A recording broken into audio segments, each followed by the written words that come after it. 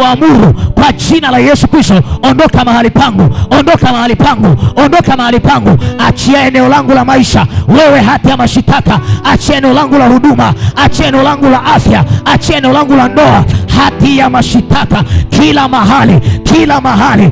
Hati ya mashitaka ilikosimamishwa, inayokufuatilia, iambie achia maisha, iambie achia maisha, iambie achia maisha. Wewe hati ya mashitaka, achia maisha, achia kazi. Ratatalaba remeesete eparaasia rekoshata shabaradaba rekeebelebe eriakapaya. Ongeza sauti yako, omba kwa bidii. Hati ya mashitaka iachie muda wako. Hati ya mashitaka iliyoinuliwa juu ya muda wako, iliyoinuliwa juu ya muda wako, iambie achia, iambie achia, iambie achia. Achia muda wangu. Hati ya mashitaka iliyosimamishwa kwenye muda wa afya, iliyosimamishwa kwenye muda wa afya, iliyosimamishwa kwenye muda wa afya, iambie sasa achia maisha, achia afya. Wewe hati ya mashitaka, maandiko yanasema ya kwamba akiisha kuifuta ile hati ya mashitaka iliyokuwa na uadui kwetu ya kutushitaki, akaigongomelea msalabani, akaiondoa, isiwepo kabisa, isiwepo kabisa.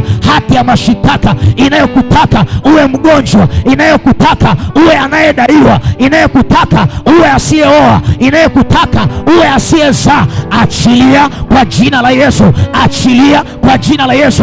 Hati ya mashitaka iliyosimama kama uvuli wa mauti kwenye eneo la maisha yako, haribika upesi, haribika upesi, haribika upesi, haribika upesi. Rememesata eraka apalapa rekasaliapo erakatalamande riasata. Hati ya mashitaka hadi hapo nyumbani kwako, hadi hapo nyumbani kwako unaponifuatilia kwenye mitandao ya kijamii, yeyote unanifuatilia kwenye ukurasa wa Facebook, yeyote unanifuatilia kwenye account ya YouTube, na amuru kuanzia sasa hati ya mashitaka inayofuatilia maisha yako iachilie maisha, iachilie uchumi, iachilie ndoa, iachilie kazi, iachilie huduma.